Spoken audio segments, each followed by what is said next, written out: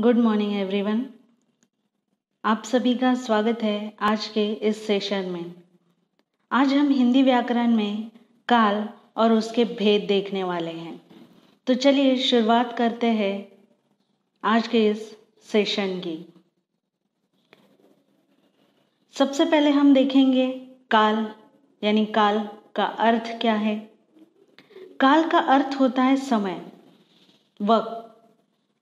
अब काल की व्याख्या, क्या काल की परिभाषा, क्रिया के जिस रूप से कार्य के होने के समय का पता चले उसे काल कहते हैं।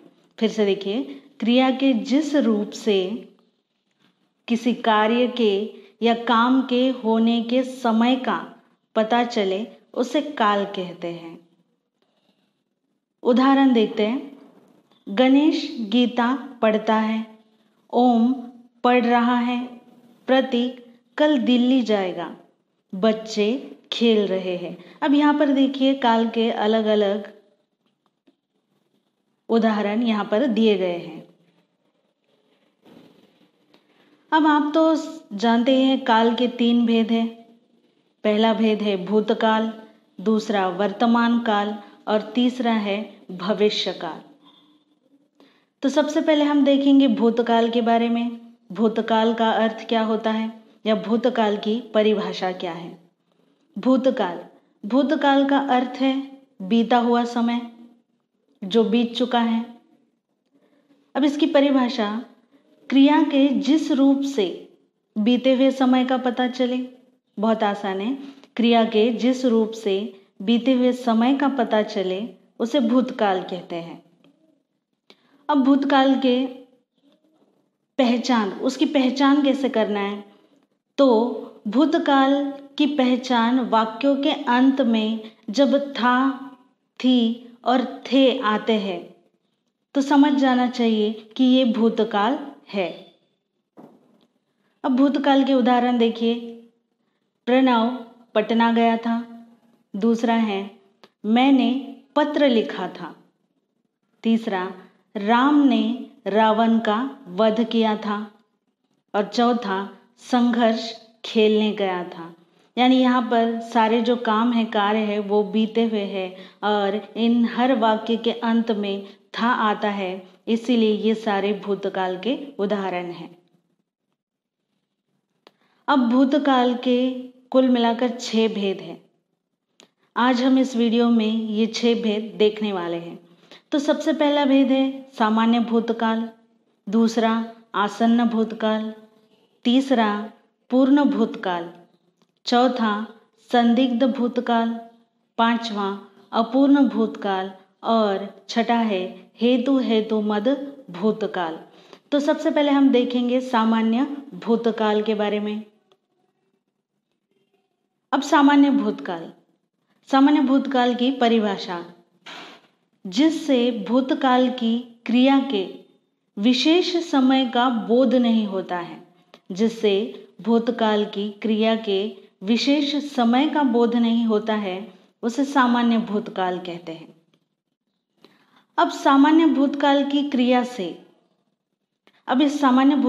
क्रिया से यह पता चलता है कि क्रिया का जो व्यापार है या क्रिया का जो काम है, कार्य है, वो बोलने से या लिखने से पहले हुआ है।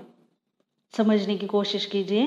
क्रिया का जो व्यापार है वो बोलने से या लिखने से पहले हुआ है।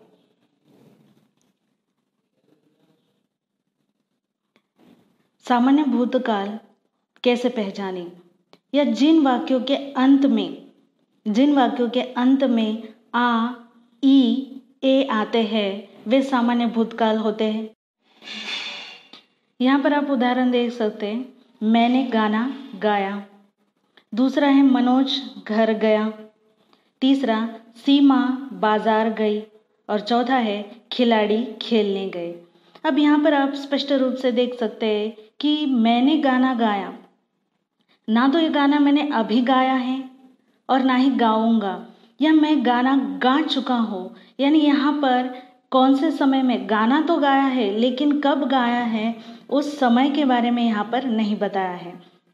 मनोज घर गया, मनोज घर तो गया लेकिन कब गया इसके बारे में यहाँ पर समय के बारे में बताया नहीं गया है। सीमा बाजार गई, यहाँ पर भी उसी तरह है कि गई, लेकिन कब गई उस समय के बारे में यहाँ पर नहीं बताया है। तो ये सारे सामान्य भूतकाल के उदाहरण हैं।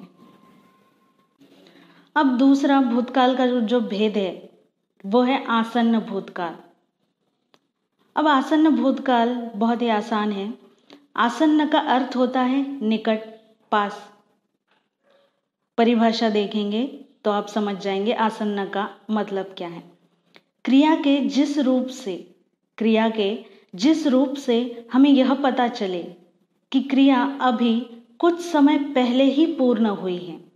क्रिया के जिस रूप से हमें यह पता चले कि क्रिया अभी कुछ समय पहले ही पूर्ण हुई है, उसे आसन्न भूतकाल कहते हैं। यानी क्रिया को पूर्ण हुए कुछ समय ही हुआ है। उदाहरण के तौर पर देखते हैं, मैं अभी नांदेड़ से आया हूँ। अब यहाँ पर देख सकते हैं आने की जो क्रिया है वो अभी अभी हुई है, और यहाँ पर मैं अभी नांदेड़ से आया हूँ, यानी नांदेड़ से आने की जो क्रिया है वो अभी अभी समाप्त हो चुकी है। मैं अभी सोकर उठा हूँ, यानी यहाँ पर भी सोने की जो क्रिया है वो अभी, या सोने का जो काम है वो अभी पूर्ण हो चुका है। सिपाही ने चोर को पकड़ लिया, यानी यहाँ पर भी क्रिया अभी अभी हुई है। विद्यार्थियों ने कहानी पढ़ी। तो यहाँ पर इन उदाहरणों से आप देख सकते हैं कि जो क्रिया है वो कुछ समय पहले ही पूर्ण हुई है। अगला भेद देखते हैं, पूर्ण भूतकाल। पूर्ण भूतकाल में देखते हैं इसकी परिभाषा। क्रिया के जिस रूप से यह पता चले, क्रिया के जिस रूप से यह पता चले कि कार्य को समाप्त हुए बहुत समय बीत चुका है, उसे पूर्ण भूतकाल कहते हैं। पूर्ण से ही पता चलता है कि जो कार्य है वो बहुत समय पहले ही बीत चुका है, उसे पूर्ण भूतकाल। यहाँ पर अब पूर्ण भूतकाल को समझने के लिए एक और परिभाषा हम देखेंगे। क्रिया के जिस रूप से यह पता चलता है कि कार्य निश्चित किए गए समय से पहले ही पूरा हो चुका था, और उसे पूर्ण भूतकाल कहते हैं। तो यहाँ पर देखिए, एक निश्चित किए गए समय से पहले ही अगर कोई कार्य पूर्ण हो चुका होता है तो उसे पूर्ण भूतकाल कहते हैं। अब जिन वाक्यों के अंत में था, थी, थे, चुका था, चुकी थी, चुके थे आदि आते हैं तो वह पूर्ण भूतकाल के वाक्य होते हैं। चलिए यहाँ पर देखते हैं अब पूर्ण भूतकाल के उदाहरण। सबसे पहला उदाहरण है, अर्जुन ने कर्ण को मारा था। दूसरा है, वह दिल्ली गया था। तीसरा उदाहरण है, भारत 15 अगस्त 1947 को आज़ाद हुआ था। और चौथा वाक्य है, वह खाना खा चुका था। अब इन सारे वाक्यों में आप देख सकते हैं कि जो क्रिया है वो क्रिया बहुत समय पहले बीत चुकी है, उस क्रिया को होकर बहुत समय हो चुका है। अब अर्जुन ने कर्ण को मारा था, ये जो मारने की क्रिया है, या अर्जुन ने कर्ण को कब मारा, ये बहुत समय पहले की बात है। वह दिल्ली गया था, यानी उसे दिल्ली गए हुए बहुत समय हो चुका है।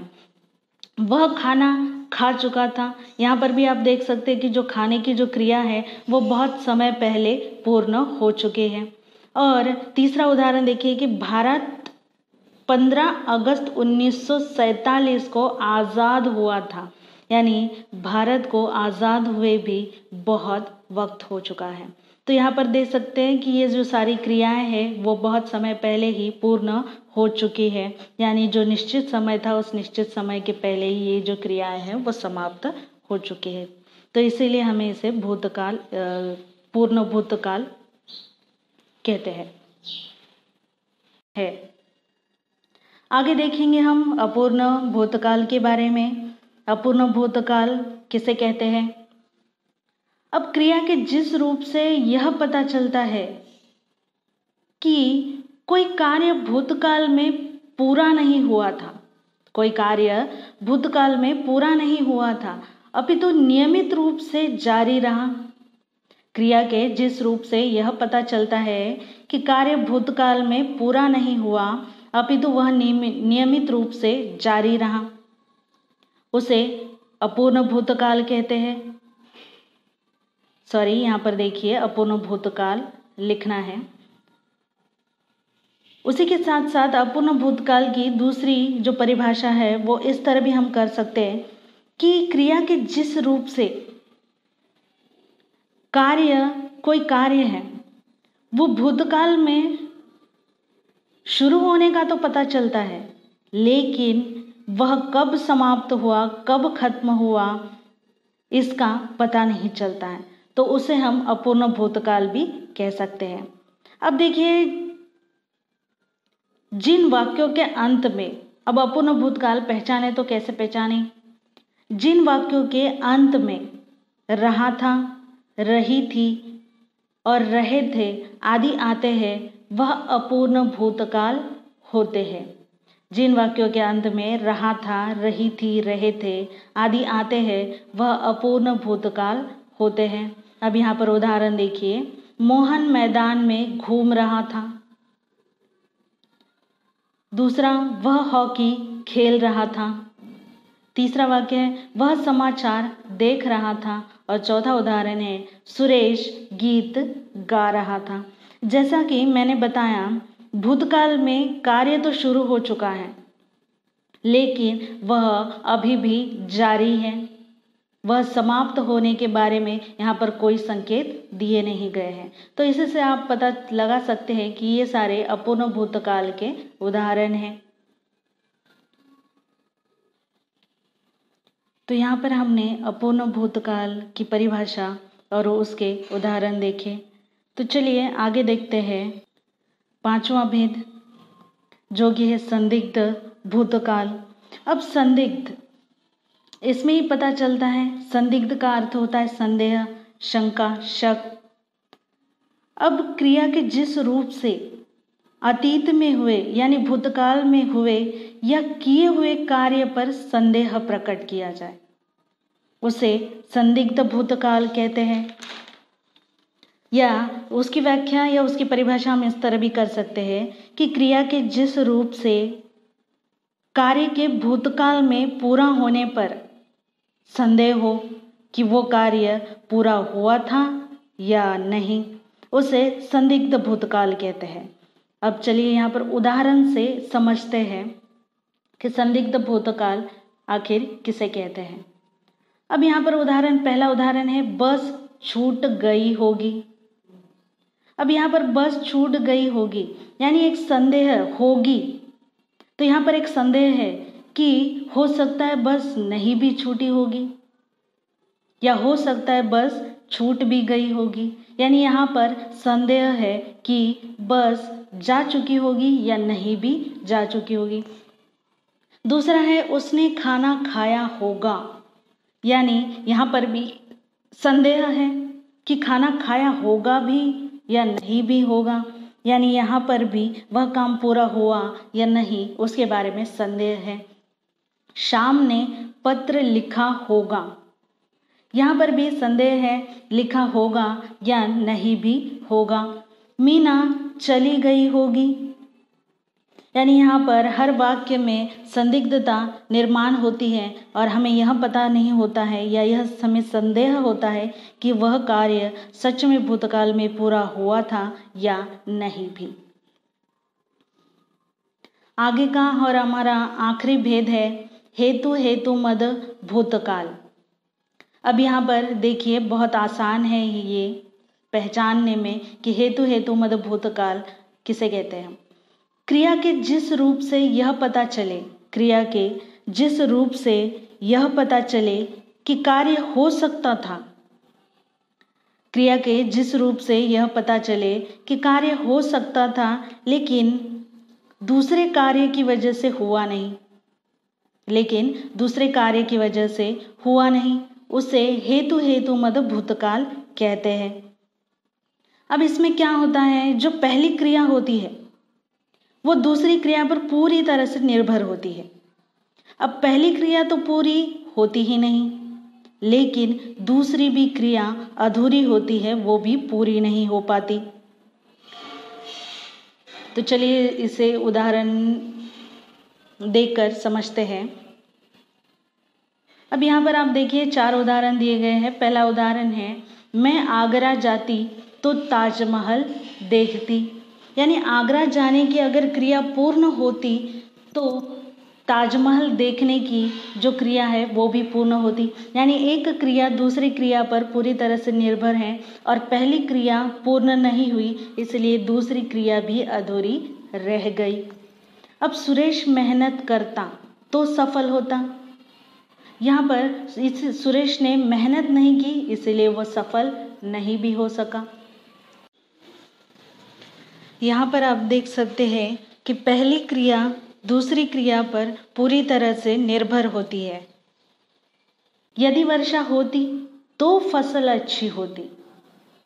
यानी वर्षा होने की जो क्रिया है अगर वो हो जाती तो फसल अच्छी होती।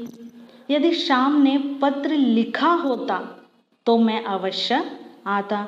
यहाँ पर भी आप देख सकते हैं कि कोई कार्य है वो हो सकता था, लेकिन दूसरे कार्य की वजह से वो हुआ नहीं, और इसीलिए यहाँ पर इसे हेतु हेतु मद भूतकाल कहते हैं। तो चलिए देखिए, आज हमने काल की परिभाषा देखी। काल की परिभाषा के साथ काल के भेद देखे, मुख्य 3 भेद हैं, और उसी के साथ हमने पहला भेद इस सेशन में देखा भूतकाल, और भूतकाल के 6 भेदों का भी अभ्यास हमने इस वीडियो में किया है। तो आगे के वीडियो में हम देखेंगे वर्तमान काल और वर्तमान काल के भेद। तो चलिए आज हम यहीं पर रुकते हैं। आज के लिए इतना ही। धन्यवाद।